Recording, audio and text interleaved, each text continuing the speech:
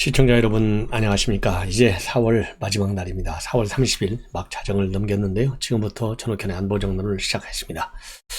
오늘 맨 처음 뉴스는 말이죠. 오래간만에 유동규, 이재명 그리고 최윤길과 관련된 즉 대장동 사태와 관련된 뉴스가 오늘 오래간만에 나왔어요. 왜 그러냐면 오늘요 서울중앙지법에서 재판이 열렸습니다. 그런데 이 재판에서 재판에서 이 정영학 녹취록, 이게 이번 대장동 사건의 가장 중요한 근거였지 않습니까? 녹취록이 총 66개가 있는데요. 그 중에 6개를 오늘 공개했어요. 음성 파일을. 자, 여기에서 매우 중요한 얘기가 나왔는데요. 그동안에 우리가 의혹으로 가지고 있었던, 그리고 또 사실일 거라고 추정을 했던 내용들이요. 전부 사실로 밝혀졌어요. 뭐였습니까? 이 대장동 사건의 몸통, 그분이잖아요. 그분이 누구예요? 이재명이잖아요. 그럼 이재명 옆에 좌총리 500호가 누구예요? 바로 유동규. 이런 사람들이잖아요. 김만배, 그 다음에 정영학, 최윤길, 그 다음에 남욱, 이런 사람들이지 않습니까? 근데 이 정영학 녹취를 통해서 누가 이 판을, 대장동 비리 의혹의 이 판을 짰느냐? 바로 최윤길. 최윤길이가 뭐 하고 있었어요? 그 당시에 성남시 의장을 했잖아요. 그래서 조례를 만들어가지고, 조례를 당시 국민의힘, 지금 이제 당시는 이제 야당이죠. 이 국민의힘의 이 소속 의원들이 전부 반대하는데도 불구하고 당적까지 바꿔가면서까지 해가지고 이 조례안을 통과시켜서 성남도시개발공사가 탄생되는데 주연 역할을 한 사람이 바로 최윤길 전 성남시의회 의장이에요. 그래서 이 사람은 그 당시 이 조례를 만들어가지고 조례안이 도시개발공사 설립을 위한 조례안을 통과시킨 이 공으로 2013년 2월이죠. 결국은 뭐라고 그럴까요? 도시개발공사가 2013년도 9월에 만들어졌고 이 재선에 이제 이재명이가 성공을 하니까 2014년 12월에 결국은 공영개발 방식에서 민간합동개발 방식으로 바뀌어요. 그래서 민간인들이 여기에 참여할 수 있는 틀이 여기서 만들어지는 겁니다. 자, 그래서 이제 최윤길이가 이 좌총리 500호에 500호에 해당되는 것이죠. 그리고 좌총룡은 유동규예요. 유동규. 여러분들 아시지 않습니까? 유동규는 뭐 더 이상 말하지 않아도 되죠. 이것이 오늘 녹취 파일의 내용에서 나오는 거예요. 녹취 파일에 녹음 파일에 들어가 있냐면요. 성남시 내부적으로 민간 결합 개발이 안 되는 걸로 결론이 났다. 이게 이제 남욱하고 정영학하고 대화하는 내용입니다. 그래서 이재명 시장이 뭐라고 얘기했느냐? 멍청한 공무원 새끼들 때문에 뻘짓했다. 이렇게 얘기를 했대요. 라고 얘기를 합니다. 남욱 변호사가. 그래서 시의회에서 짜고 반대하고, 그 다음에 이재명 테러를 하는데, 그러면서요, 김만배 형도 의회 열리면 정리하면 되는데, 대장동 가는 길은 성남도시개발공사 만들어서 가는 법. 이게 하나가 있고, 두 번째로는 민간 합동으로 가는 법. 그리고 세 번째로는 순수하게 민영으로만 가는 것. 그런데 이 세 가지 중에 너희는 2번 민간 원하는 거 아니냐라고 얘기를 해요. 자, 그래서 결국은 대장동 개발 사업을 도시개발공사 설립을 통해 민간 합동개발 방식으로 진행하는데 이 최윤길, 이재명, 그 다음에 유동규 세 사람이 주도했다. 이 내용이 나오는 거예요.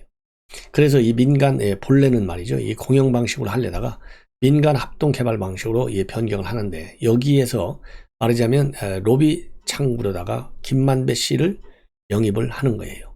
그래서 이 김만배 씨가 정관계 법조계 인사들을 대상으로 해서 활발하게 로비를 벌리는 겁니다. 예. 이러한 녹음 파일이 이제 이건 뭐 빼도 박도 못하는 물적 증거지 않습니까? 그래서 오늘 이 법원에서 이 검찰이 이 녹음 파일을 공개함에 따라서 그동안에 제기되었던 이 유동규와 이재명 그리고 최윤길 몸통 이재명이가 확실하게 이 녹음 파일 하나로서도 입증이 됐다. 이렇게 보여집니다. 자, 그런데 말이죠. 지금 이제 오늘 문화일보 보도를 보면 지금 문화일보의 단독 보도인데요. 김만배 씨가 한 1,800억대 이익을 봤다고 그러잖아요. 그래서 이러한 이득과 관련해서 성남도시개발공사는 이 배임 혐의로 김만배를 고발했어요. 그런데 문제는 뭐냐? 나는 배임 혐의가 없다. 그러면서 거꾸로 이 김만배 씨가 성남도시개발공사를 상대로 해서요. 사업 이행 보증금으로 맡겨놨던 72억 원을 돌려달라. 이렇게 민사소송을 제기한 것으로 확인이 되고 있습니다. 자, 그래서 본래 이 김만배하고 남욱 이런 민간 사업자들한테 부당이익 환수, 그 다음에 손해배상 청구를 이 성남 도공이 추진하고 있지 않습니까? 그래서 거꾸로 이제는 공격을 받은 거잖아요. 굉장히 지금 난감한 처지에 처해 있다고 합니다. 이 내용은요, 지난 2월 말에 수원지법 성남 지원에다가 이 김만배 씨가 성남 도공을 상대로 해서 사업협약 이행보증 70여 원 돌려달라, 이러한 소송을 제기했어요. 예, 이러한 소송을.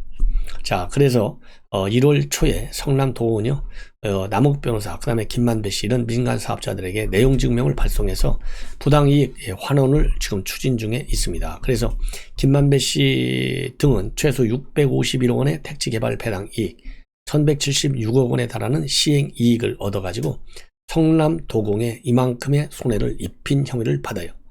그런데 이제 김만배 씨 등이 여기에 대해서 강력히 반발하고 받는 의사가 없다. 거꾸로 말이죠. 성남 도공은 부당이익 환수 차원에서 기존 화천대유가 낸 이행보증금 72억 원을 돌려주지 않았으니 돌려달라. 이러한 지금 민사 소송을 제기한 것입니다. 자, 그래서 이제 이것도 말이죠. 앞으로 어떻게 이 소송이 진행되고 있는지 여러분들께 자세하게 말씀을 드리겠고요. 그래서 성남시하고 성남도공은요, 부당이익 환수를 위해서 조만간에 법무법인을 선임해서 이 김만배, 남욱 이런 사람들을 상대로 한 부당이익 환수, 그 다음에 손해배상 청구 소송을 진행할 계획으로 있다고 합니다. 자, 이번에는요, 이 경기지사 선거가 참 이거 여론이 말이죠.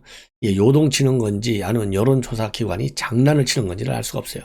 왜냐하면 똑같은 여론조사기관인데 물론 시점에 따라서 여론조사가 달라질 수밖에 없지만 너무나 크게 달라지고 있어요. 그래서 오늘 보도, 지금 제가 방금 나온 보도는요, 피플 네트워크 리서치, 여러분들 뭐 PNR, 여기에서 인사이드 뉴스 의뢰로요, 바로 이제 오늘이 이제 30일 날짜상으로 27일 날 딱 하루 1,003명을 대상으로 여론조사를 해봤어요.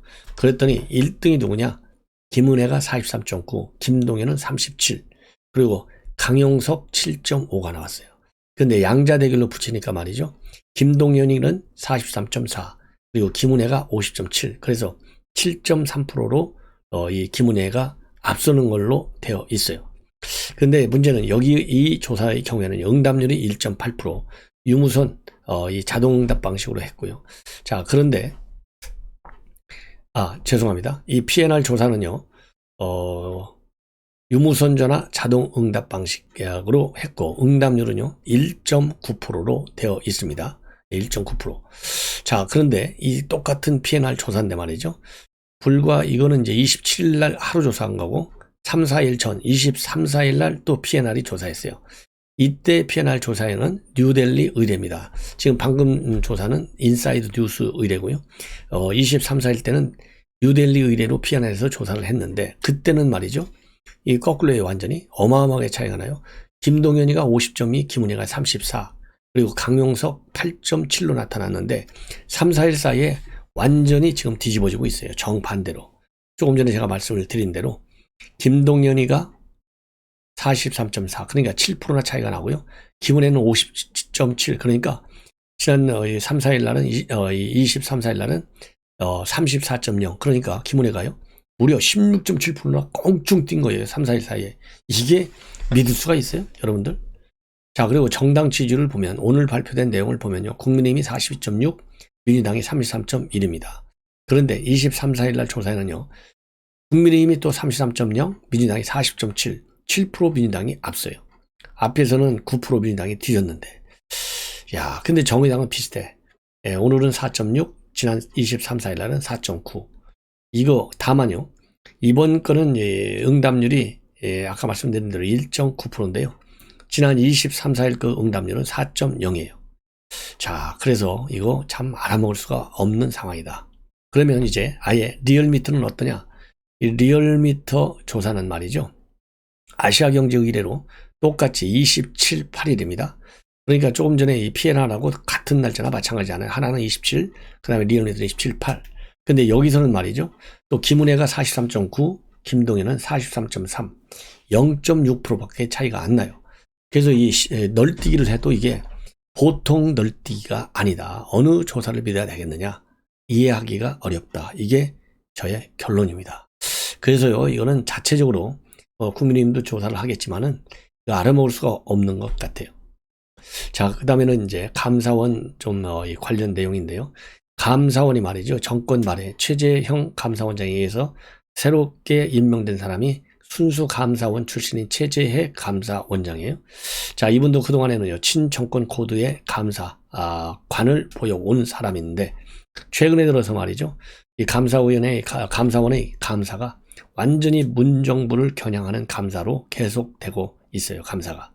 그래서, 지금 보도, 내용, 즉, 감사원에서 발표한 내용은요, 대통령 직속 6개 우연회, 집중 특감을 했습니다. 특감.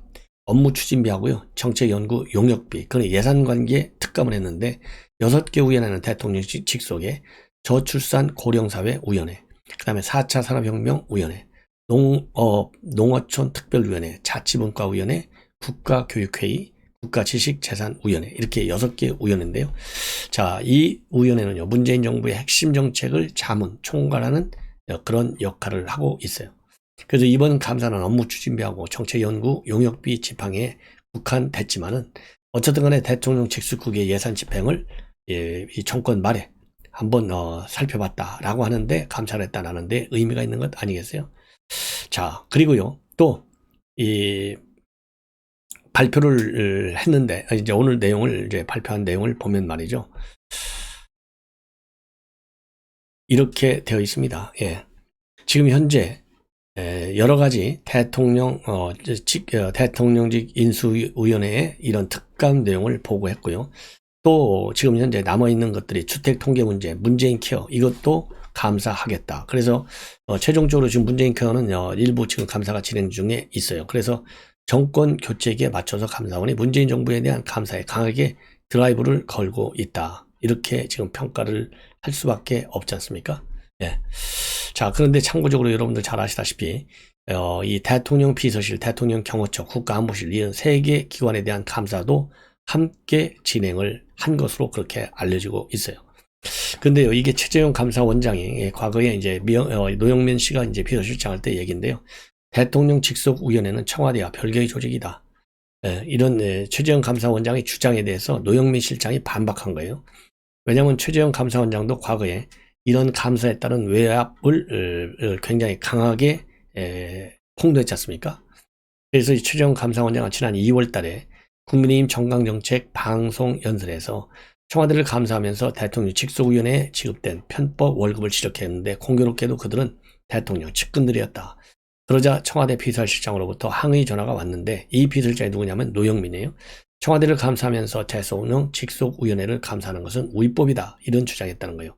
결국은 왜 대통령 측근을 감사했느냐, 이러한 이 감사 비화를 공개한 바 있어요. 자, 그래서 이 당시에 노영민 비서실장은 뭐라고 반박했느냐, 대통령 직속위원회는 청와대와 별개다. 청와대는 일적 관여하지 않는다. 감사원이 거기서 벌어진 잘못을 청와대 발표인 것처럼 발표했다. 이렇게 반박을 한 바 있습니다.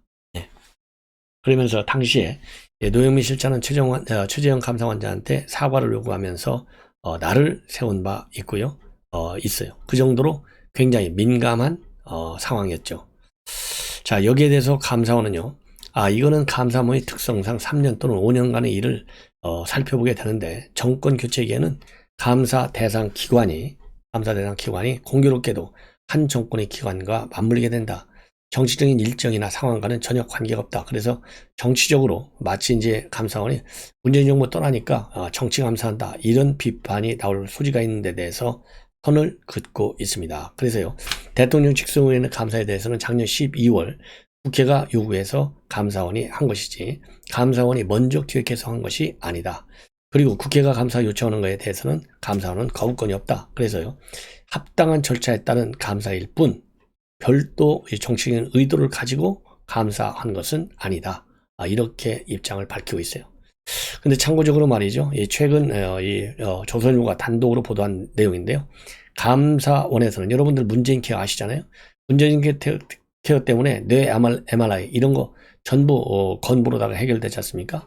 이거를 조사를 감사를 해봤더니 이 건보 재정이 굉장히 과다하게 질투된 사실이 있다. 이렇게 감사원에서 인수위에 최근에 보고한 것으로 알려졌습니다. 그래서 그동안에는 건보 적용 대상이 아니었는데 이 문재인 케어라는 이 정책을 도입을 하면서 과다하게 이 건보 대상이 된 거예요. 그러다 보니까 남용이 있었다는 것이고, 남용하다 보니까 재정 낭비가 따랐다는 것입니다.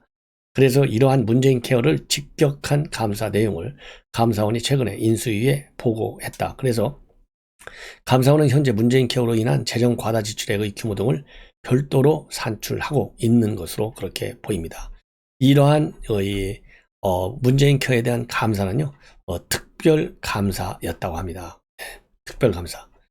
자, 그래서 이 문재인 케어는요, 2017년도에 62.7%였던 건강보험 보장률 중에 보장률을 갖다가 2022년도까지는 70%까지 끌어올리는 전책입니다. 예. 그래서요, 현 정부 임기 내에 30조 6천억 원의 예산을 들여서 기존에 건강보험이 되지 않았던 비급여 3,800여 항목을 급여화하겠다는 것으로, 이중 뇌 MRI의 건보 적용은 문재인 케어의 상징적 이런 혜택, 그런 아이템으로 많이 거론되고 있는데요. 여기에 예산이 말하자면 건강보험 보장 확대 항목의 심사가 굉장히 부실해서 의료비가 과다 지출됐다. 그래서 이 정부가 이런 과잉 검사를 제대로 걸러내지 못해서 결국은 국민이 낸 보험료가 낭비됐다. 이것이 감사로 지적받았다는 내용입니다. 자, 그러니까 뭐 눈먼 돈으로 알고 대충 썼다, 이런 얘기가 아니겠습니까? 자, 이게 참 큰 문제예요. 네. 이제 마지막으로 하나만 더 덧붙이면요, 최근에 문재인 대통령이 윤석열 당선인의 집무실 이전을 강하게 비판하고 있지 않습니까? 연일 계속해서. 이거와 관련해서요, 이 김근식 송파갑 당협위원장이죠, 제발 아름다운 퇴장의 모습을 보여달라. 떠나는 대통령이 새로 취임하는 대통령한테 이렇게 연일 독한 비난을 해대는 것은 살다 처음 본다, 이렇게 비판하면서 불과 한 달 전에 문윤 회동에서는 안 그러지 않았느냐, 그러면서 용산 이전 예비비까지 책정해 넣더니 떠나기 직전까지 정치적 비난을 계속하는 것은 굉장히 불편하다, 이거야말로 마땅치 않다, 그러면서요, 이러한 문재인 대통령의 비판, 이거는 결국 지지층 결집을 위해서 대놓고 선거운동을 하는 거냐, 아니면은 대통령 지지율이 높으니까 그것만 믿고 노골적으로 선거 개입을 하는 거냐. 예. 그러면 이런 걸 보면 잊히는 게 아니라 잊히지 않는 사람으로 남고 싶은 거 아니냐, 이렇게 직격탄을 가하고 있어요. 예. 그래서 이미 당선인이 결정해서 현 정부 동의하에 이전이 진행 중인 상황이면 퇴임하는 대통령은 용산시대가 잘 시작되기를 바란다는 기대와 함께 굳이 당부하고 싶으면 일각에서 제기하는 우려에 대해 당선인이 잘 극복하고 헤쳐나길 바란다, 이 정도의 포지티브한 워딩이 마땅한 것 아니냐, 그러면서요, 제발 아름다운 퇴장의 모습을 보여달라, 이렇게 당부를 하고 있는데요. 김근식 이 당협위원장의 논평 상당히 의미가 있다, 이렇게 봅니다. 시청자 여러분, 이것으로 제 심야 방송을 모두 마치겠습니다. 편안히 주무십시오.